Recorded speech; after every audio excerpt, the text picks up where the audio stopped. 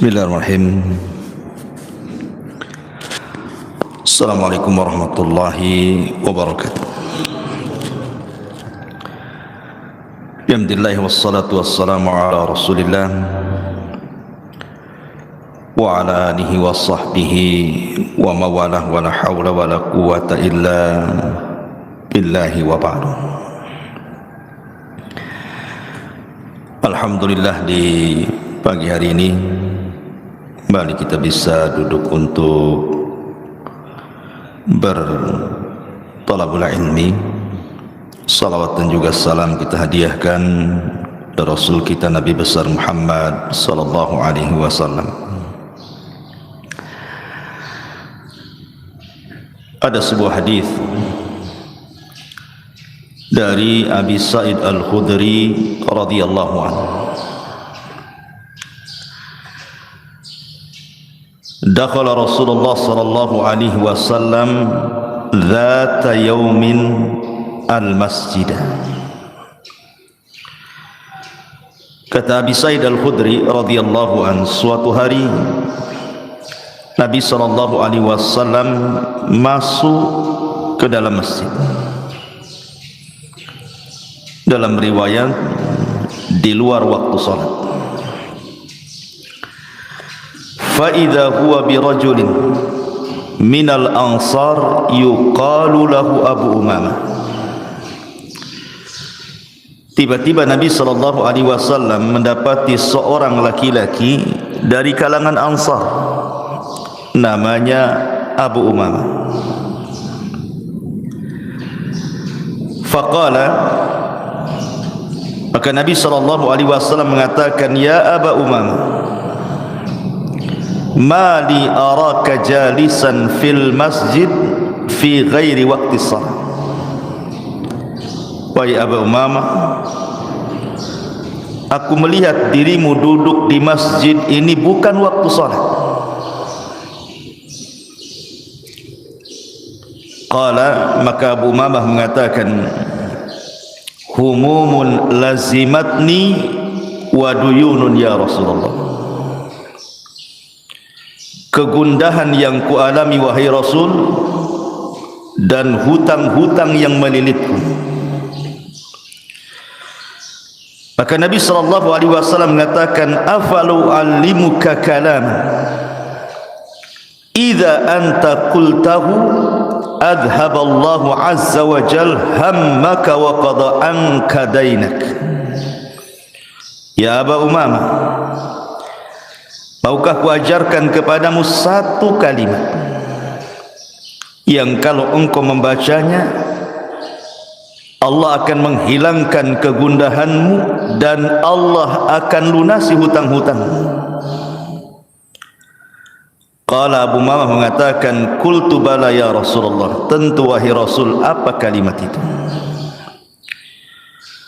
Qala, maka Rasul mengatakan, kul idza asbahta wa idza amsayta Allahumma inni a'udzubika minal hammi wal hazan wa a'udzubika minal ajzi wal kasal wa a'udzubika minal jubni wal bukhli wa a'udzubika min ghalabatid daini wa qahrir rijal.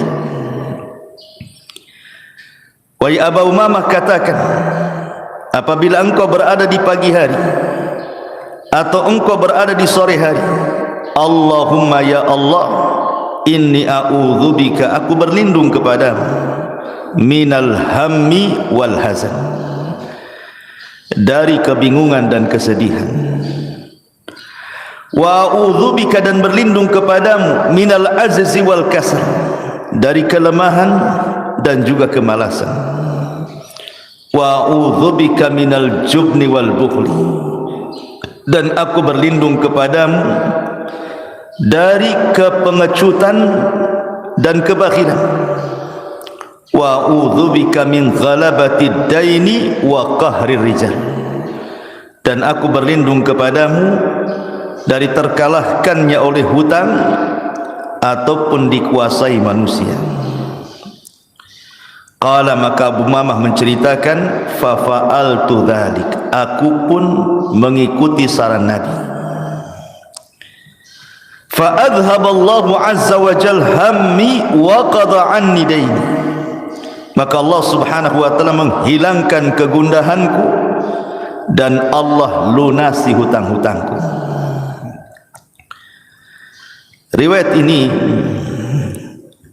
sebagian ulama melemahkannya, kan ada seorang rawi namanya Ghassan, dan Al-Hafidh Ibn Hajar mengatakan layyinul hadis, hadisnya lemah. Akan tetapi hadis ini ada syahid dari hadis yang lain yang sahih dari doa Nabi sallallahu alaihi wasallam, Allahumma inni a'udzubika minal hammi wal hazan.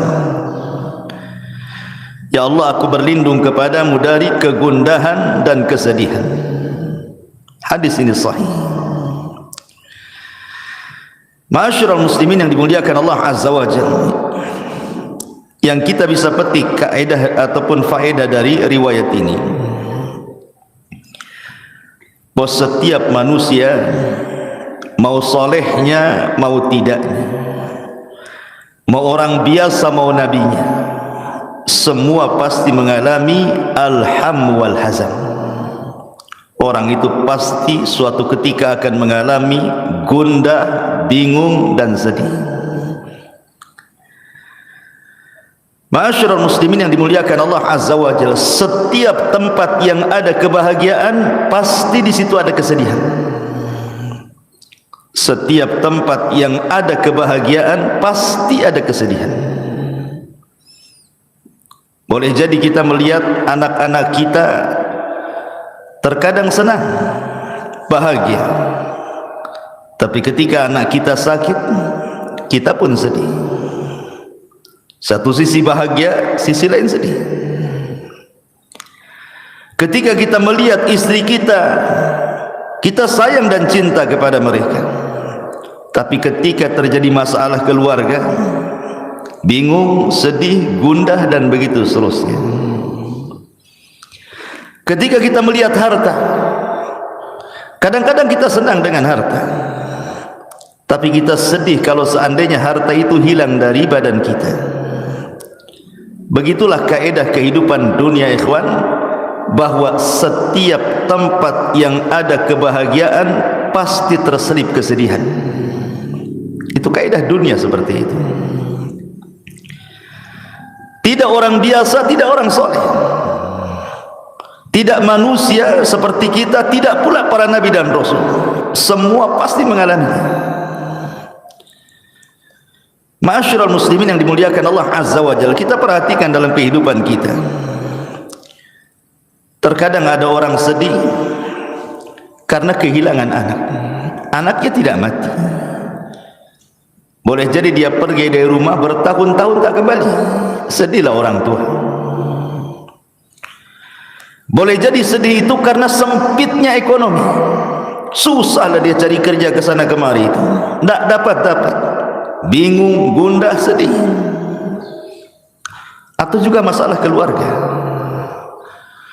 bertengkar suami istri, sedih, bertengkar dengan tetangga, sedih. Atau boleh jadi karena kematian, seseorang ditinggal mati orang yang dicintainya, entah orang tuanya, entah istrinya, entah anaknya, pasti akan sedih, akan gundah. Atau boleh jadi memikirkan sesuatu yang belum terjadi, masa depan. Kadang-kadang sudah bingung duluan dia, macam mana masa depan anak saya, macam mana masa depan ekonomi saya, apakah hutang-hutang ini bisa saya lunasi atau tidak. Stres dia. Itulah penyebab kesedihan. Atau kadang-kadang sakit. Orang sakit itu jauh lebih sedih, lebih galau ya dibandingkan orang sehat. Atau boleh jadi seseorang menghendaki sesuatu tetapi tidak tercapai pula sesuatu itu, sedih juga kadang-kadang. Atau boleh jadi seseorang teringat dengan masa lalu, terkadang sedih juga mengingat masa lalu itu.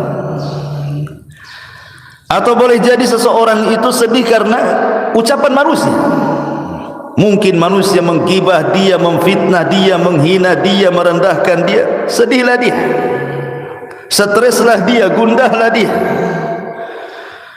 Atau boleh jadi ma'asyiral muslimin yang dimuliakan Allah Azza wa Jalla, kita sedih entah karena sebab apa. Terkadang tanpa sebab, tahu-tahu sedih. Ma'asyiral muslimin yang dimuliakan Allah Azza wa Jalla, namanya kebingungan, kegundahan, kesedihan itu masuk dalam semua perkara. Masuk dalam semua perkara. Kita lihat anak-anak, di situ juga dimasuki kesedihan. Lihat istri, dimasuki kesedihan. Lihat harta, dimasuki kesedihan. Lihat kawan, dan begitu seterusnya. Setiap tempat yang di dalamnya ada kebahagiaan terselip kesedihan. Itu sebuah keniscayaan. Ma'asyiral muslimin yang dimuliakan Allah Azza wa Jalla, tentu dengan melihat hadis ini ada pelajaran besar bagaimana Abu Umamah yang awalnya sedih jadi bahagia. Awalnya dia mengatakan di hadapan Rasul, humumun lazimatni wa duyun. Rasul, aku ini bingung, gundah hati dan sedih karena hutang-hutang menumpuk di kepalaku. Tapi setelah Nabi SAW mengarahkan untuk senantiasa membaca doa tadi, kata Abu Umamah, setelah aku lakukan apa yang disarankan Rasul, apa kata Abu Umamah? Azhaba anni hammi wa qada anni daini. Allah hilangkan kegundahanku dan Allah lunasi hutang-hutangku. Dalam setiap kesedihan itu pasti ada nikmat yang tersembunyi, ikhwan. Dalam setiap kegundahan hati itu ada nikmat yang terselubung. Terkadang manusia tidak memikirkan. Kalau seseorang itu tidak sedih, dia tidak akan merasakan nikmat bahagia. Orang kalau tidak pernah galau, tidak pernah gundah, tidak pernah sedih, tidak akan merasakan nikmat bahagia. Orang kalau tidak pernah sempit kehidupannya, tidak akan pernah merasakan nikmat lapang. Sebagaimana orang yang sakit, kalaulah orang itu tidak pernah sakit, dia tidak pernah merasakan nikmatnya sehat. Coba kalau antum sakit, antum terasa, oh orang sehat itu enak juga. Jangankan itu, sakitnya mungkin tidak seberapa, sakit kepala mamanya kan itu. Tapi sakit kepala, sakit sekali kepala ini. Baru teringat enaknya ketika tidak sakit kepala. Kan itu. Atau kalau orang tidak pernah merasakan kefakiran, dia tidak akan merasakan nikmatnya kaya. Orang kalau belum pernah fakir, dia belum pernah merasakan nikmatnya kaya. Orang yang tidak pernah merasakan buta, dia tidak pernah merasakan nikmatnya melihat. Orang tidak pernah merasakan nikmatnya cahaya kalau tidak pernah hidup dalam kegelapan. Oh, enak juga cahaya ini, karena pernah mengalami kegelapan dia. Berarti taulah nikmat cahaya itu. Sebagaimana orang tidak pernah merasakan nikmat malam kalau tidak pernah berjalan di siang hari, atau mungkin sebaliknya. Begitu juga nikmat taubat. Orang tidak akan pernah merasakan nikmat bertaubat kepada Allah kalau sebelumnya dia tidak maksiat. Ma'asyiral muslimin yang dimuliakan Allah Azza wa Jalla, dan begitu seterusnya. Dalam setiap kesedihan itu pasti di situ ada kebahagiaan. Inna ma'al usri yusra, inna ma'al usri yusra. Setiap kesulitan itu pasti ada kemudahan. Adam alaihi salatu wassalam nikmat terus di sorga. Di sorga itu tidak ada kecuali kenikmatan. Allah uji dengan memakan buah larangan. Akhirnya Adam diturunkan ke bumi. Sedihlah Adam, baru tahu dia nikmatnya surga. Itu Nabi. Nabi Musa alaihi salatu wassalam, ketika dia membunuh seseorang dari Bani Israel, takut dia. Akhirnya dia pun lari dari Mesir ke Madian. Kemudian di Madian dia mendapatkan ketenangan, bisa menikah, punya anak, kemudian pulang dijadikan Nabi dan Rasul. Berawal dari kesedihan, berakhir dengan kebahagiaan, diangkat jadi Nabi dan Rasul. Ayub alaihi salatu wassalam kurang apa? Tidak ada satupun Nabi yang diberikan ujian seberat Ayub. Tidak ada. Tidak ada manusia satupun yang diuji seberat Ayub alaihi salatu wassalam sejak Adam sampai hari ini, bahkan sampai kiamat. Diuji hartanya habis, anak-anaknya mati, ditimpakan penyakit, dijauhi manusia, dibicarakan manusia, tapi Ayub tidak pernah mengeluh.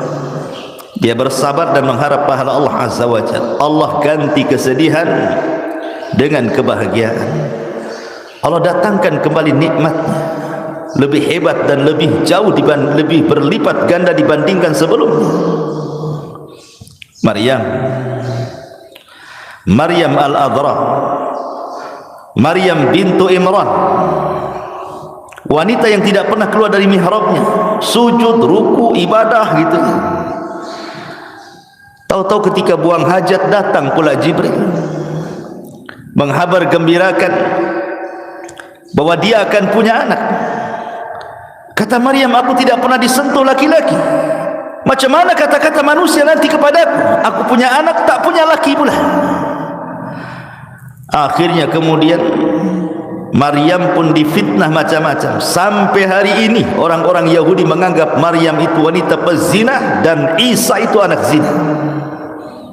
Makanya orang Nasrani mengkafirkan Yahudi karena tidak mengakui nabinya dan mengatakan Isa itu anak zina, Maryam pula pezina.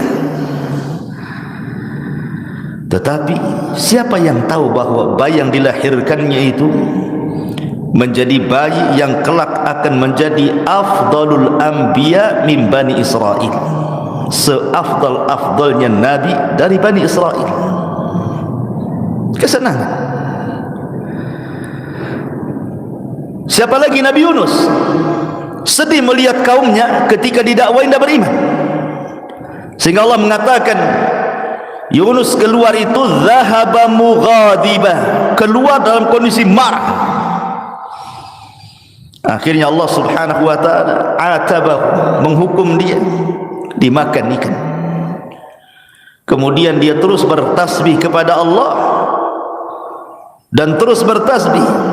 Akhirnya Allah subhanahu wa ta'ala selamatkan Yunus, kembali lagi kepada kaumnya. 100.000 lebih kaumnya beriman. Kebahagiaan ikhwan. Awalnya sedih, jadi bahagia. Nabi kita Muhammad sallallahu alaihi wasallam ketika berdakwah ke Taif, yang sebelumnya 18 kabilah orang-orang Mekah itu, sepeninggal Khadijah dan sepeninggal Abu Talib, berani mengancam Rasul kalau meneruskan dakwahnya akan dibunuh. Sempit dada Nabi, sedih. Berangkatlah dia ke Taif dengan harapan orang-orang Taif mau beriman. Sampai pula di Taif, tidak ada satupun yang belas kasih kepada Nabi SAW. Yang ada dari anak-anak, perempuan, orang tua, laki-laki, semua mengusir Nabi.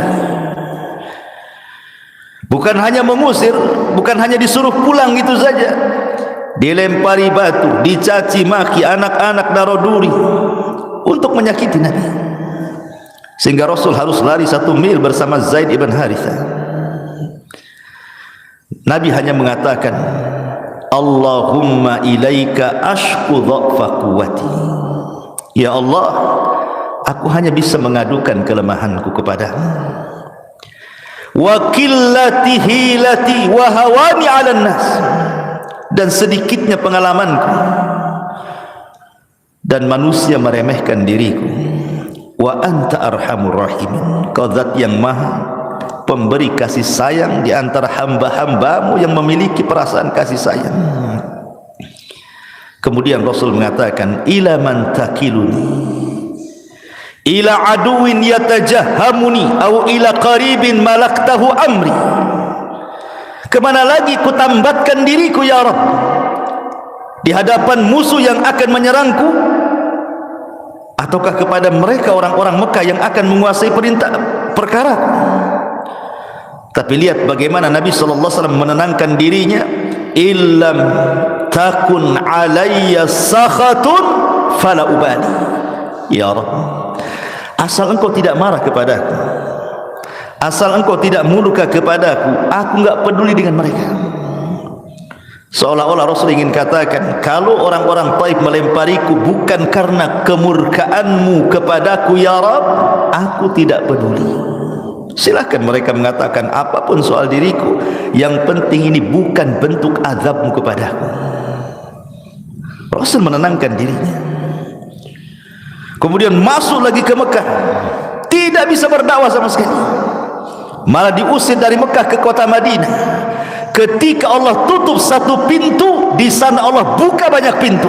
Masuk ke kota Madinah, Islam tersebar, dan Rasul pulang ke Mekah, akhirnya membebaskan kota Mekah. Inna ma'al usri yusra. Antum jangan kira ketika antum sedang sedih karena ada kesulitan, tiba-tiba Allah menutup satu pintu, kemudian antum katakan di sana tidak ada pintu. Bahkan di sana banyak pintu yang akan mengarahkan kepada kebahagiaan. Ingat, ketika Allah mengatakan inna ma'al usri yusra, inna ma'al usri yusra, ketika Allah mengatakan al-usri menggunakan alif lam, tapi ketika mengatakan yusran tidak menggunakan alif lam. Apa faedahnya? Alif lam itu menunjukkan ma'rifat, tapi tanwin itu menunjukkan nakirah.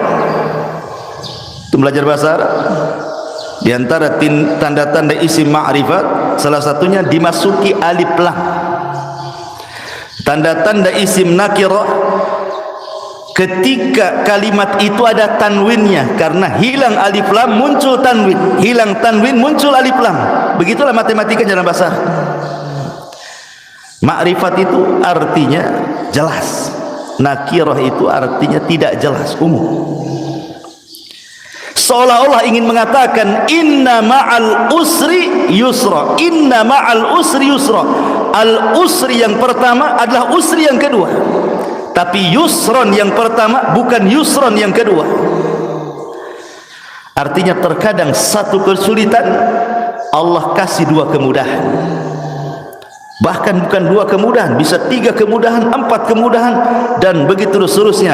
Bahasa saya, jikalau Allah Subhanahu wa ta'ala menutup satu pintu, di sana banyak pintu-pintu. Itu maksudnya. Karena Allah Subhanahu wa ta'ala tidak menciptakan kita untuk sedih selamanya, tidak pula menciptakan kita untuk bahagia selamanya. Di sana ada bahagia, di sana ada sedih. Begitulah kehidupan manusia. Ma'asyiral muslimin yang dimuliakan Allah Subhanahu wa ta'ala. Bahkan orang-orang yang kita anggap mereka sedih di mata kita, tapi sebenarnya mereka bahagia di mata Allah Subhanahu wa ta'ala. Wala tahsabanna alladhina qutilu wala tahsabanna alladhina qutilu fi sabilillahi amwata bal ahya 'inda rabbihim yurzaqun. Jangan kau sangka orang-orang yang mati di jalan Allah mereka itu mati, tidak, mereka hidup dan mereka mendapatkan rizki di hadapan Allah Azza wa Jalla. Itu kan di antara zahir yang kita tampak, dia meninggalkan, kasihan dia meninggal. Kenapa dia tidak hidup saja? Di mata kita mungkin kita sedih. Salah, dia sedang mendapatkan kebahagiaan. Belum tentu zahirnya sedih, hakikatnya dia sedih, tidak. Kadang zahirnya saja kita nampak orang sedih, ternyata dia orang yang paling bahagia. Betapa banyak ikhwatu fiddin yang kita anggap orang itu bahagia, dia pula orang yang paling sedih. Lihat orang kaya, kita sangka mereka senang, rupanya banyak orang-orang kaya itu yang sedih. Bahkan orang miskin lebih bahagia dibandingkan orang kaya. Ma'asyiral muslimin yang dimuliakan Allah Azza wa Jalla, oleh karena itulah maka karena kesedihan sebuah kepastian, gundah hati sebuah kepastian, hadapi saja. Terkadang ada orang yang belum bisa move on dalam bahasa kita ya, belum bisa melupakan, sehingga sedih dalam hidupnya. Contoh, orang yang terbiasa dengan harta, orang yang terbiasa dengan harta, tiba-tiba hartanya hilang, dia merasa saja bahwa dia masih kaya, tantang petenteng, padahal udah miskin kan itu. Orang yang dulunya mungkin mantan jenderal, ketika dia jadi jenderal, gaya, bisa nunjuk orang. Ketika purnawirawan, sudah nggak dihormati orang lagi, tapi dia merasa masih jenderal juga karena pernah jadi jenderal. Masalahnya kan, karena ada orang kayak gitu, merasa masih jadi polisi padahal sudah purnawirawan kan, gayanya jadi RT kayak polisi dia. Ada tuh, dia belum bisa move on. Kalau nikmat itu sudah nggak ada sebenarnya. Atau orang kalau terbiasa, contoh saja, orang terbiasa kemana-mana punya mobil kan itu, hilang mobilnya, perasaan masih ada aja nengok, padahal udah nggak ada. Gitu ya. Ada orang-orang yang belum bisa melupakan masalah. Orang yang dulunya pernah jadi manajer perusahaan, tidak lagi jadi manajer, masuk ke masyarakat kayak manajer aja, nunjuk-nunjuk orang aja tuh. Ada orang kayak gitu, kawan. Perasaan dia itu masih jadi manajer. Begitulah manusia. Orang kalau terbiasa jadi pejabat, jadi pemimpin, jadi presiden, ketika sudah tidak menjabat, masih seolah-olah dia itu punya jabatan. Ada orang seperti itu, karena dia belum terbuka, belum bisa menghadapi kenyataan bahasa kitanya ya. Padahal manusia itu akan diputar, watilkal ayyam nudawiluha bainan nas. Hari-hari itu berputar, kadang sedih, kadang senang, kadang sempit, kadang bahagia, kadang berkumpul, kadang berpisah, kadang mati, kadang hidup, dan begitu seterusnya manusia itu. Tidak lepas dari perkara-perkara seperti ini. Dari sini ma'asyiral muslimin yang dimuliakan Allah Azza wa Jalla, yang ingin saya jelaskan, bahwa terkadang Allah Subhanahu wa taala memberikan ujian kepada hamba berupa kesedihan, dan ini azab ataupun ujian yang paling berat. Ujian yang paling berat itu adalah ketika Allah menguji hati.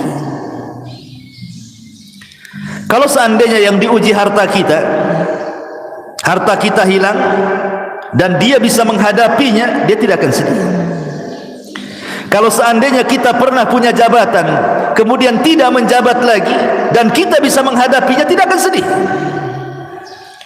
Sebutkan apa? Tapi kalau Allah sudah menguji hati, ikhwan, sekalipun jabatannya tidak hilang, hartanya tidak hilang, keluarganya tidak hilang, perasaan itu semua nggak ada di mata dia. Kalau sedih, ikhwan. Contoh, ada orang kaya raya, sak kaya-kayanya, anggaplah dunia itu milik dia. Tiba-tiba dia sakit, terbaring, stroke, diem aja di kasur dia. Satu lemari pakaian bagus dipakai dia? Tidak. Mobil yang mantap itu kan, yang berserak-serak di parkiran dia, nggak bisa juga dia nyetir, sakit, stroke, gimana? Rumah yang megah, ada tamannya, macam-macamnya, tidak bisa pula jalan-jalan. Itu baring saja dia kan begitu. Lalu untuk apa dunia bagi dia? Nggak ada faedahnya dunia coba. Kalau sudah sakit, plak gitu ya kan. Apa yang dinikmati dia? Istri yang cantik tidak bisa digauli dia sakit stroke, gerak pun tidak bisa. Apa yang bisa dihadapi orang sakit? Padahal jelas-jelas dunia itu loh dipegang dia. Perusahaan dipegang dia, anak buah dipegang dia, stroke, ngomong pun tidak bisa. Namrud, tahu Namrud? Tahu? Kapan kenalan? Namrud. Ya. Namrud satu di antara 4 raja dunia. Sombongnya dia mengatakan di hadapan Ibrahim, ana uhyi wa umit, saya bisa mematikan, saya bisa menghidupkan, katanya. Keluarkan 2 orang dari penjara, satu dibunuh, satu dibebaskan. Ana uhyi wa umit, saya bisa menghidupkan, saya bisa mematikan. Yang satu dibunuh nih, saya hidupkan yang satu. Pergi. Ibrahim tidak membalas. Ibrahim bisa saja mengatakan, itu yang mati kau hidupkan. Tapi ini perkara darah. Ibrahim tidak mungkin mengatakan seperti itu. Nanti Ibrahim pula dibunuh. Sini saya bunuh, nanti saya hidupkan. Ini masalah-masalah darah. Ibrahim menghindar dari itu. Dia hanya mengatakan, oke, Tuhanku, ya'ti bisyamsi minal masyrik fa'ti biha minal maghrib. Tuhanku mendatangkan matahari dari arah timur, sekarang kau terbitkan dari arah barat, katanya. Fabuhital ladzi kafar. Diamlah si Namrud itu. Tetapi kesombongan Namrud ini terhenti ketika Allah mengazab dia dengan apa? Seekor nyamuk, ba'udah. Satu nyamuk masuk ke lubang telinganya, bersarang di otaknya. Namrud pun sakit. Dalam riwayat Bani Israel, 40 tahun Namrud terbaring gara-gara nyamuk tadi. Lalu apa kekuasaan yang dia miliki? Dia nyuruh pembantunya untuk memukulkan setiap hari di kepalanya supaya nyamuk itu keluar. Dipukul sendal setiap hari. Akhirnya karena setiap hari dipukul, mati gara-gara dipukul sandal Namrud.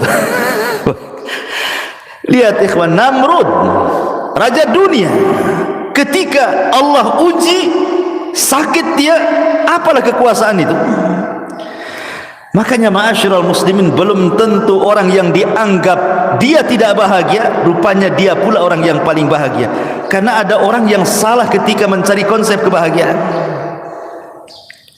Ada orang mengatakan bahwa bahagia itu bijam ilma, kalau hartanya banyak, bahagialah katanya. Kata siapa? Siapa yang lebih kaya dibandingkan Qarun? Tidak ada. Tidak ada manusia sekaya Qarun. Tapi apa kata Allah dalam Quran? Fa khassafna bihi wa bidarihil ardh.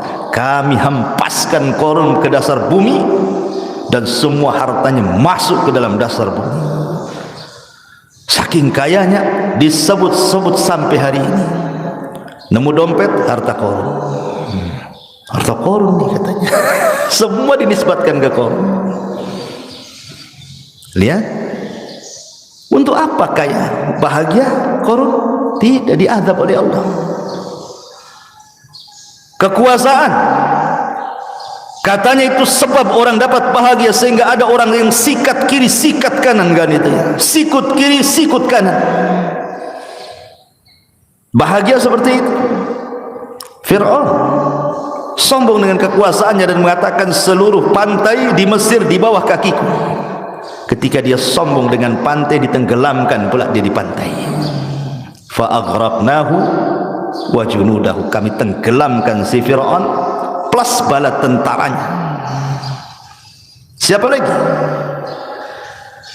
Ada orang yang bahagia itu katanya, kalau seandainya dia memiliki kekuatan, mungkin dia jadi kepala angkatan darat, angkatan laut, jenderal gitu, banyak pasukannya, membanggakan pasukannya. Bahagia? Tidak. Kaum Ad kurang apa kuatnya? Kaum Samud, tidak ada umat yang lebih kuat daripada kaum Ad dan kaum Samud, ikhwan. Tapi Allah azab mereka. Kekuatan itu hanya milik Allah. Walillahil izzatu jami'ah. Kemuliaan, kekuatan itu hanya milik Allah. La haula wala quwata illa billah. Oh, kalau bahagia itu banyak anak, banyak istri, hartanya melimpah, rumahnya luas. Al-Walid ibnul Mughirah. Tidak ada manusia yang paling kaya di zaman jahiliyah melebihi Al-Walid ibn Mughirah. Kekayaannya terbentang dari Mekah sampai ke Taif, semua tanah dia itu,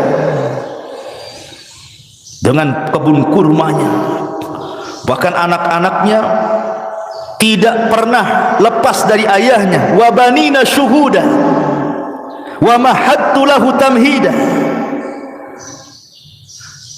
Anak-anaknya tidak pernah keluar daripada orang tuanya. Begitulah orang kalau antum nanti sudah tua, antum akan merasakan. Karena orang itu semakin tua secara psikologi, maka emosinya bertambah, akan kembali seperti anak-anak.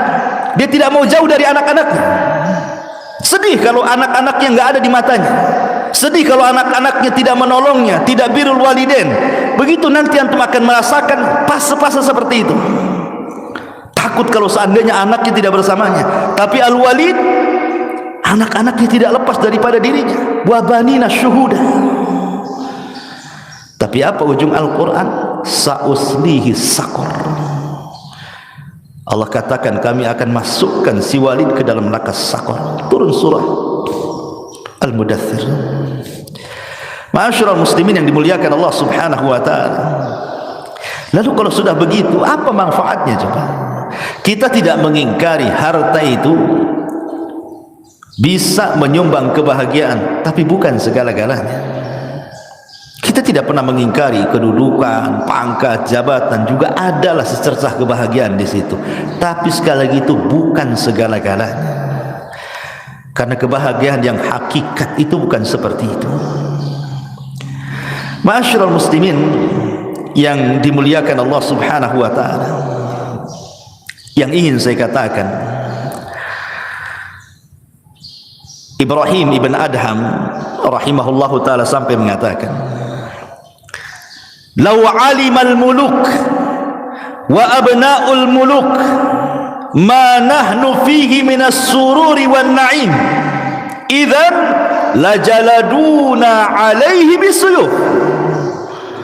Lihat kata Ibrahim bin Adham, seandainya para raja itu mengetahui, atau anak-anak raja itu mengetahui tentang kami para ulama, apa yang kami rasakan dari keindahan, kesenangan, kelapangan hati yang dirasakan para ulama itu, tentu mereka akan memenggal kepala-kepala kami dengan pedang, karena mereka tidak punya kebahagiaan seperti yang kami miliki. Syekhul Islam Ibn Taimiyah rahimahullahu ta'ala suatu ketika pernah sakit. Diceritakan dari Imam Ibnul Qayyim rahimahullahu ta'ala, sang dokter datang kepada Imam Ibn Taimiyah yang ketika itu Ibn Taimiyah sedang sakit parah, tapi masih disibukkan membaca kitab dan mencatat kitab. Kata sang dokter, "Inna mutala'aka wa kalamaka fil ilmi yazidul marda." Ya Imam, bisa enggak kau berhenti membaca, menulis?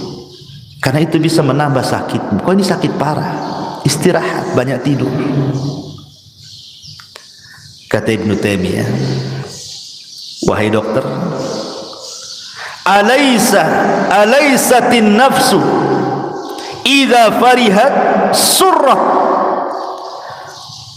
qawiyat tabi'at fadafa'atil marad. Wahai dokter, bukankah kalau jiwa itu tenang, hati senang, gitu kan, itu bisa menguatkan badan kita dan cepat menyembuhkan. Artinya kalau orang sakit terus dipikirkan sakitnya, makin sakit ya. Tapi kalau orang sakit tidak dipikirkan sakitnya, hatinya lapang, tenang, pasti cepat sembuh tuh dari penyakitnya. Kata dokter, tentu ya betul, memang kaidahnya seperti itu. Maka Ibnu Taimiyah mengatakan, ya dokter, tidak ada kebahagiaan dalam hatiku melebihi ini, membaca, menulis, membaca, menulis. Itu tidak ada kebahagiaan dalam hati kecuali ini. Boleh jadi ini yang mempercepat kesembuhan. Kata dokter, oh itu di luar medis itu katanya. Itu di luar medis. Itu ijtihadmu wahai imam katanya. Tapi dari sini ma'asyiral muslimin yang dimuliakan Allah Azza wa Jalla, lihat para ulama, mereka bahagia itu karena dekat dengan Allah. Yang bisa membahagiakan manusia itu bukan harta, bukan dekat dengan harta, bukan dekat dengan jabatan, bukan dekat dengan keluarga, tapi kedekatan kita dengan Allah Subhanahu wa taala. Ada satu perkataan Ibnu Mas'ud radhiyallahu anhu mengakhiri kajian kita. Kata Abdullah ibn Mas'ud radhiyallahu an, dan ucapan Ibnu Mas'ud juga dinukilkan Imam Ibnul Qayyim rahimahullahu taala dalam Madarijus Salikin. Kata beliau, utlub qalbaka fi thalathati mawatin. Cari hatimu di 3 tempat. Kalau di 3 tempat ini enggak mendapatkan hati, berarti kau tidak punya hati. Cari hati yang lain, katanya. Yang pertama, inda sama'il Quran. Ketika dia mendengar Al-Quran, cari hatimu di sini. Ketika mendengarkan Quran itu tersentuh atau tidak? Atau biasa saja mendengarkan Quran sama dengan mendengarkan musik? Yang kedua, wa fi majalisi dzikri, di majelis-majelis ilmu. Ada ketenangan enggak di situ? Karena ada orang-orang, ikhwan, coba antum cari kawan yang tidak pernah ngaji, ajak ke sini. Apa pantatnya enggak goyang-goyang tuh? Kapan selesai Ustaz di kamar? Kalau saya ibaratkan 2 hewan, ikhwan. Kalau orang yang biasa ngaji itu kayak ikan loncat dari akuarium. Kemudian antum masukkan lagi ke air, tenang dia. Tenang rasanya. Coba antum tangkap burung yang tak pernah disangkar. Masukkan ke sangkar, apa enggak sibuk mau keluar aja tuh. Itulah orang yang jarang ngaji. Antum ajak ke masjid, sibuk aja tuh, mau pulang aja tuh. Apalagi ustadznya ngantuk, ada malas gitu. Seperti itu, ya. Ataupun pamannya, kata beliau, kata sahabat Ibnu Mas'ud radhiyallahu an, wa fi waqtil khalawat, cari hatimu di saat-saat engkau menyendiri. Bangun sepertiga malam, enggak ada orang, semua tidur kecuali antum dengan Allah saja. Kata beliau, fa illam tajidhu fi hadhil mawatin, kalau engkau tidak mendapati hatimu di 3 tempat ini, fa'lam, ketahuilah, annahu la qalba laka, engkau tidak punya hati. Fasalillaha qalban, minta lagi kepada Allah agar diberikan hati akhar yang lain, katanya. Berarti hatimu mati itu. Minta lagi kepada hati yang lain. Ya, ini di antara faedah yang disebutkan oleh Abdullah bin Mas'ud radhiyallahu an. Subhanaka wa bihamdika asyhadu an la ilaha illa anta astaghfiruka wa atubu ilaik. Allahu ta'ala alam. Assalamualaikum warahmatullahi wabarakatuh.